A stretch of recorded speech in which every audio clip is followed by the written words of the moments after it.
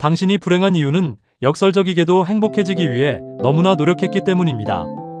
남들이 말하는 정답을 맞히느라 오답뿐인 자신의 삶을 방치한 결과죠.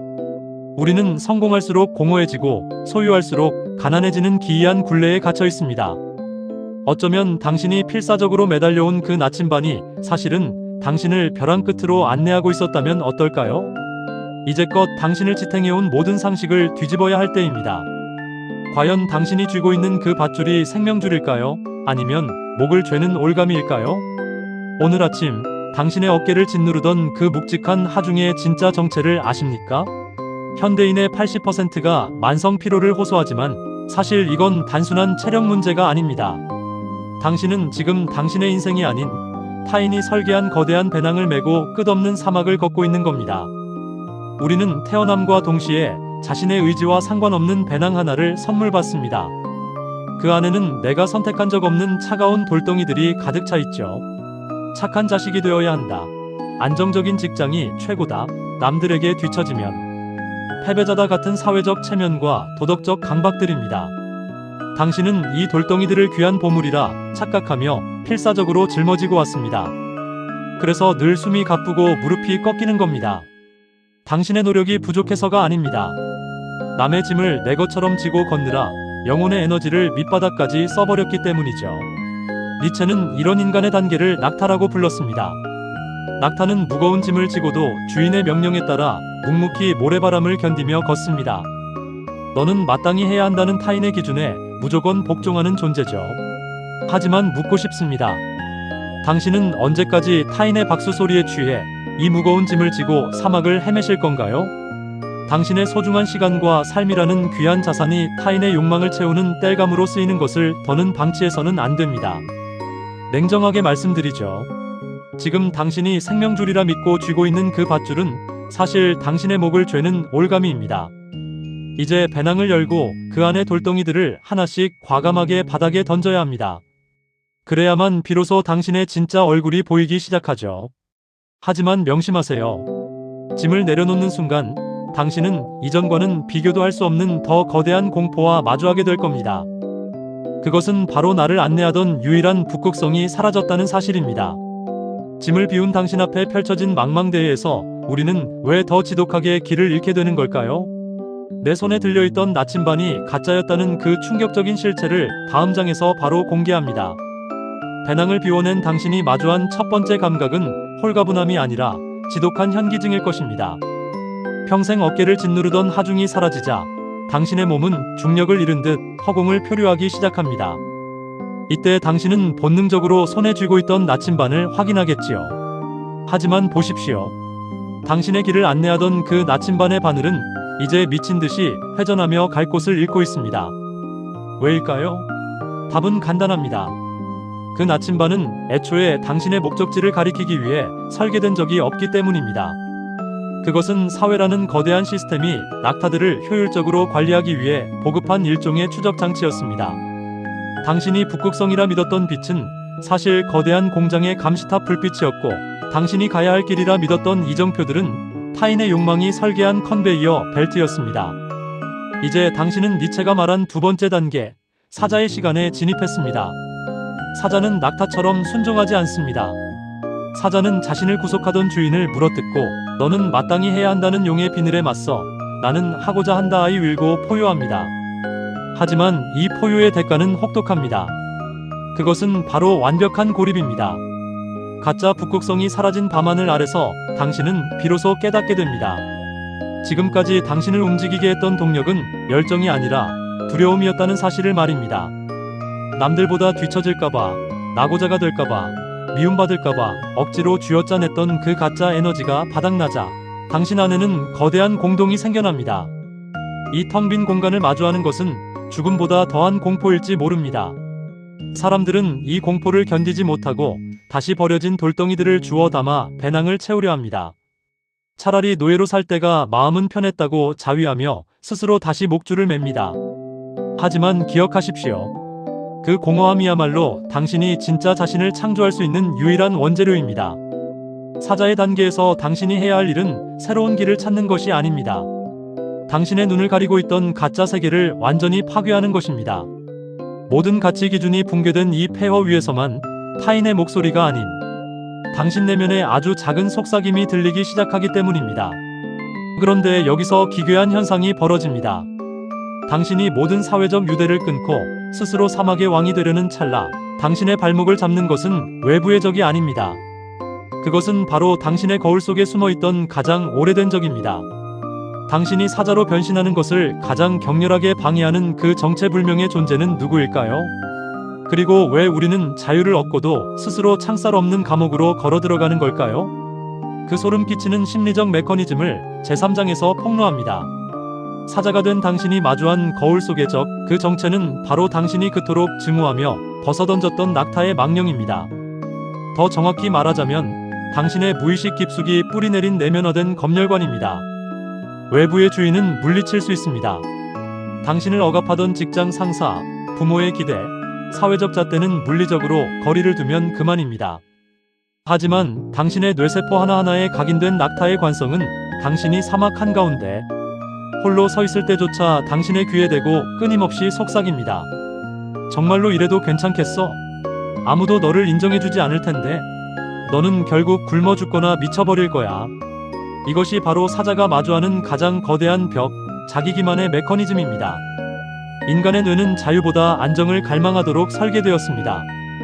광활한 사막에서 스스로 길을 만드는 고통보다는 비록 채찍질을 당할지언정 정해진 경로를 걷는 것이 생존에 유리하다고 판단하기 때문입니다. 그래서 당신의 자아는 생존이라는 명목하에 스스로를 다시 감옥으로 밀어넣습니다. 이 단계에서 당신은 기괴한 행동을 하기 시작합니다. 누구도 강요하지 않았음에도 불구하고 스스로 새로운 규율을 만들어 자신을 학대합니다. 자기개발이라는 미명 아래 숨막히는 스케줄을 짜고 자유로운 영혼이 되어야 한다는 강박에 시달리며 또 다른 형태의 배낭을 메고 스스로를 채찍질합니다. 주인 없는 노예가 스스로 채찍을 들어 자신의 등을 치는 형국입니다. 왜 이런 일이 벌어질까요? 그것은 자유의 이면에 숨겨진 책임이라는 괴물 때문입니다. 니체가 말한 사자의 외침, 나는 하고자 한다 이 will은 곧 내 삶에 일어나는 모든 비극과 실패의 원인이 오직 나에게 있다는 선언과 같습니다. 타인을 원망할 수 없고 시스템을 탓할 수 없는 완벽한 고립. 이 실존적 하중을 견딜 수 있는 인간은 극히 드뭅니다. 결국 당신은 이 공포를 회피하기 위해 가짜 자유를 탐닉합니다. 쾌락에 탐닉하거나 냉소주의 뒤에 숨어 세상을 비웃으며 자신이 사자라고 착각합니다. 하지만 그것은 포효가 아니라 신음일 뿐입니다. 당신은 여전히 타인의 시선이라는 거울 없이는 자신의 존재를 증명하지 못하는 상태, 즉 타율적인 반항하에 머물러 있는 것입니다. 사자의 포효가 진정한 창조로 이어지지 못하고 자기 파괴로 끝나는 이유가 여기 있습니다. 당신은 파괴하는 법은 배웠지만 파괴된 폐허 위에서 아무것도 없음을 견디는 법은 배우지 못했기 때문입니다. 텅 빈 우주에 홀로 던져진 듯한 이 막막함을 견디지 못하면 사자는 결국 자기 꼬리를 물어뜯으며 죽어가는 미친 짐승이 되고 맙니다. 이제 질문은 바뀝니다. 어떻게 해야 이 내면의 교도소장을 처단하고 반항을 넘어선 긍정으로 나아갈 수 있을까요? 어떻게 해야 과거의 망령으로부터 완전히 해방되어 오직 나만의 유희를 즐기는 존재가 될 수 있을까요? 사자가 피투성이가 된 발톱을 거두고 천진난만한 표정으로 웃기 시작할 때 비로소 시작되는 기적. 니체가 예언한 최후의 단계, 아이의 탄생을 제4장에서 공개합니다. 사자가 포효를 멈추고 침묵에 잠길 때 비로소 거대한 전환이 시작됩니다. 파괴의 폭풍이 지나간 폐허 위에서 사자의 날카로운 발톱과 갈기는 사라지고 그 자리에는 뜻밖에도 작고 연약한 아이가 서 있습니다. 이것이 니체가 말한 정신의 마지막 단계, 망각과 놀이의 화신인 아이입니다. 왜 사자는 결국 아이가 되어야만 할까요? 사자는 대항하여의 그의 INST 싸우는 존재입니다. 사자의 자유는 누군가로부터 뺏어온 자유이며 여전히 과거의 상처와 투쟁의 흔적에 묶여 있습니다. 사자는 부정할 대상을 잃어버리는 순간 길을 잃습니다. 하지만 아이는 다릅니다. 아이에게는 싸워야 할 적도 극복해야 할 과거도 없습니다. 아이는 그저 존재할 뿐입니다. 아이가 가진 가장 강력한 힘은 망각입니다. 여기서 망각은 기억상실이 아니라 과거의 무게로부터 자신을 완전히 해방시키는 고도의 정신 능력입니다. 낙타 시절의 굴욕과 사자 시절의 분노를 기억하는 한 당신은 결코 새로운 세계를 창조할 수 없습니다. 과거를 잊은 아이만이 비로소 지금 이 순간이라는 캔버스 위에 아무런 제약 없이 자신의 색깔을 칠할 수 있습니다. 이제 당신의 삶은 과업에서 유희로 전환됩니다. 아이는 놀이를 할 때 보상을 바라지 않습니다. 목적지에 도달하기 위해 뛰는 것이 아니라 뛰는 행위 그 자체가 즐거워서 뜁니다. 이것이 바로 신성한 긍정입니다. 세상이 정해놓은 가치 체계를 비웃는 단계를 넘어 나만의 놀이 규칙을 스스로 만들고 그 안에서 온전한 기쁨을 누리는 단계입니다. 이 단계에 도달한 당신은 더 이상 무엇이 되어야 한다는 강박에 시달리지 않습니다. 당신은 그 자체로 스스로 돌아가는 바퀴가 됩니다. 외부의 동력이 없어도 스스로 움직이며 삶이 던지는 어떤 고난과 비극조차 놀이의 한 장면으로 받아들입니다. 니체는 이를 아모르 파티에머 FATI, 즉 자신의 운명을 사랑하는 자만이 도달할 수 있는 경지라고 불렀습니다. 아이가 된 당신에게 세상은 더 이상 정복해야 할 사막이나 탈출해야 할 감옥이 아닙니다. 세상은 당신의 창조적 본능이 마음껏 펼쳐지는 거대한 놀이터입니다. 당신이 던지는 주사위의 숫자가 무엇이든 당신은 그 숫자를 긍정하며 다음 판을 이어갑니다. 거기에는 실패라는 단어 대신 다시 하기라는 즐거움만이 존재합니다. 낙타의 인내를 통과하고 사자의 용기로 허물을 부순 당신에게 묻습니다. 당신은 지금 당신의 삶이라는 놀이에 온전히 몰입하고 있습니까? 당신만의 신성한 긍정을 외칠 준비가 되었습니까? 이제 무거운 배낭을 벗고 피 묻은 칼을 내려놓으십시오. 그리고 오직 당신만이 출 수 있는 춤을 추기 시작하십시오. 정신의 위대한 여정은 바로 이곳, 당신이 어린아이처럼 천진난만하게 웃으며 자신만의 세계를 창조하는 지점에서 비로소 완성됩니다. 당신은 이제 자유롭습니다. 아니, 당신은 이제 당신입니다. 아이가 되어 창조의 놀이를 시작한 당신 앞에 이제 마지막 운명의 시험대가 놓입니다. 니체 사상의 정점이자 가장 가혹한 심판대인 영혼회귀 WIDERKUNFT의 산맥입니다. 아이가 된 당신이 발을 내디뎌야 할 진정한 대지는 바로 이곳입니다. 어느 날 밤 당신의 가장 깊은 고독 속으로 소리 없이 다가온 악마가 이렇게 속삭인다고 가정해 보십시오. 내가 지금 살고 있고 살아왔던 이 삶을 다시 한번, 아니 셀 수 없이 반복해서 살아야 한다. 거기에는 어떤 새로운 것도 없으며 모든 고통과 기쁨, 모든 사소하고 거대한 일들이 똑같은 순서로 되풀이될 것이다. 이 질문 앞에서 당신은 절망하며 울부짖겠습니까? 아니면 이 말을 들려준 악마를 향해 너는 신이구나, 나는 이보다 더 신성한 소리를 들어본 적이 없다 라고 환호하겠습니까? 이것이 바로 초인 BRMENSCH과 인간을 가르는 최후의 분수령입니다. 영혼회귀는 단순히 시간이 반복된다는 물리적 가설이 아닙니다. 그것은 순간의 무게에 대한 선언입니다. 당신의 오늘이, 당신의 이 선택이 영원히 되풀이되어도 좋을 만큼 가치 있는가에 대한 준엄한 물음입니다. 낙타처럼 억지로 견디는 삶이나 사자처럼 분노에 찬 투쟁은 영원히 반복될 가치가 없습니다. 오직 스스로가 주인 되어 즐기는 아이의 유희만이 영혼이라는 무게를 견뎌낼 수 있습니다. 이제 당신은 초인으로서의 삶을 시작합니다. 초인은 하늘 위를 떠도는 초능력자가 아닙니다. 인류가 만들어온 낡은 도덕과 가치관의 무덤 위를 딛고 서서 자기 삶의 의미를 스스로 입법하는 자입니다. 신이 죽어버린 허무의 시대에 자기 자신이 스스로의 빛이 되어 어둠을 밝히는 존재입니다. 초인에게 고통은 피해야 할 악이 아니라 조각가의 정과 망치 같은 것입니다. 당신이라는 원석을 깎아 위대한 예술작품으로 만들기 위해 고통은 반드시 필요합니다. 그래서 당신은 이제 고통마저 사랑하게 됩니다. 이것이 삶이었던가? 좋다. 그렇다면 다시 한번 이라고 외칠 수 있는 용기, 그것이 영혼회귀의 강물을 거슬러 올라가는 초인의 기백입니다. 여정의 끝에서 당신은 깨닫게 됩니다. 낙타의 인내도, 사자의 파괴도, 아이의 망각도 결국 이 한순간을 위해서였음을. 당신이 걷는 이 길은 어디론가 가기 위한 수단이 아닙니다. 길 자체가 목적이며 당신의 발걸음 하나하나가 곧 우주의 중심입니다. 이제 당신의 새벽이 밝아옵니다. 과거에 매이지 않고 미래를 두려워하지 않으며 오직 지금 여기를 영혼처럼 살아가는 당신. 당신은 이제 인간이라는 줄 위를 위태롭게 건너와 마침내 저편의 초인을 향해 도약했습니다. 세상을 향해 당신의 첫 호흡을 내뱉으십시오. 당신의 삶이라는 거대한 예술작품의 마지막 획을 긋는 것은 오직 당신의 몫입니다. 당신은 이제 당신 자신의 창조주이며 당신이 서 있는 그곳이 바로 성소입니다. 위대한 생애 찬가를 부르십시오. 당신의 시대가 드디어 시작되었습니다. 초인의 새벽을 지나 태양이 머리 꼭대기에 머무는 시간, 그림자가 가장 짧아지는 위대한 정오에 도달했습니다. 이제 당신은 더 이상 무언가가 되기 위해 애쓰는 자가 아닙니다. 당신은 그저 존재함으로써 빛나는 자이며 당신의 삶 자체가 거대한 긍정의 축제가 되는 단계에 들어섰습니다. 이 단계에서 당신이 마주할 마지막 열쇠는 바로 아모르 파티에머, FATI, 즉 운명에 대한 사랑입니다. 이것은 단순히 주어진 환경에 순응하거나 체념하는 나약한 태도가 아닙니다.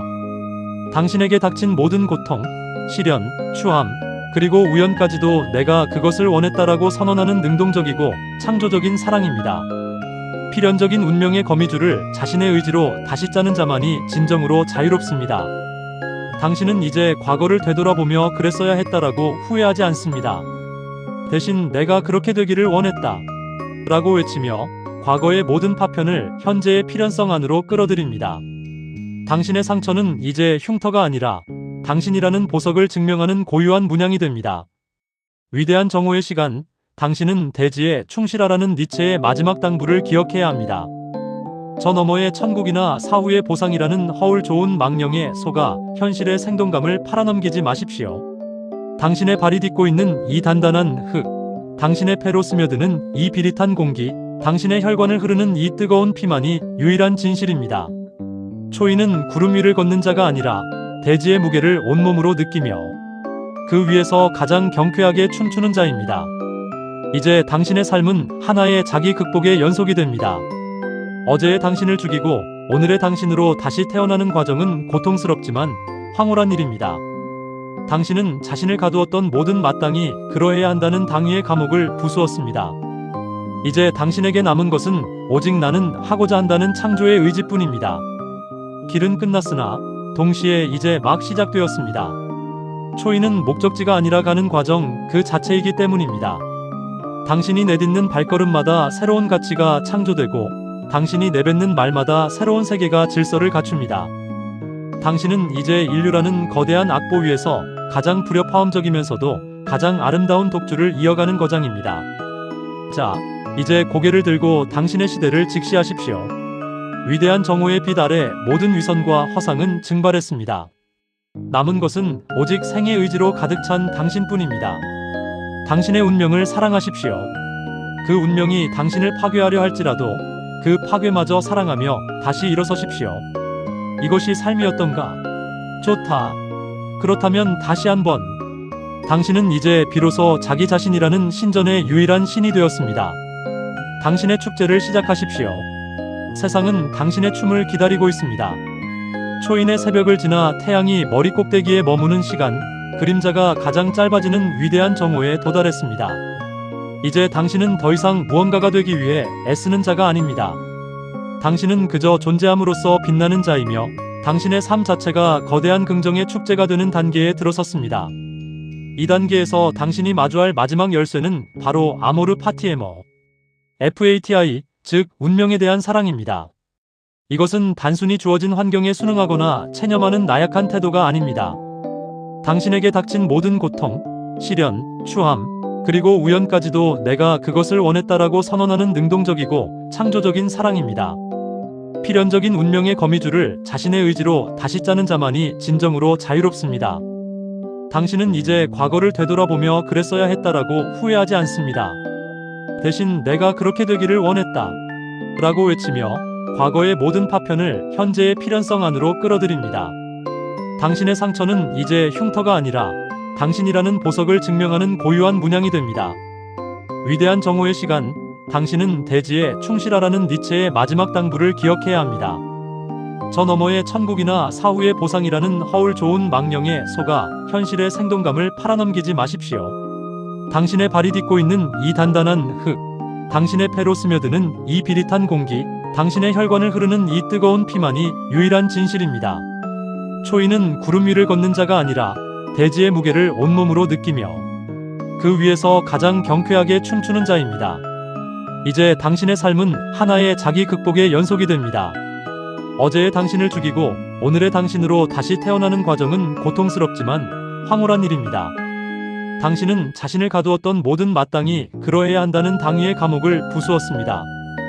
이제 당신에게 남은 것은 오직 나는 하고자 한다는 창조의 의지뿐입니다. 길은 끝났으나 동시에 이제 막 시작되었습니다.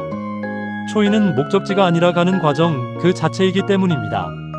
당신이 내딛는 발걸음마다 새로운 가치가 창조되고 당신이 내뱉는 말마다 새로운 세계가 질서를 갖춥니다.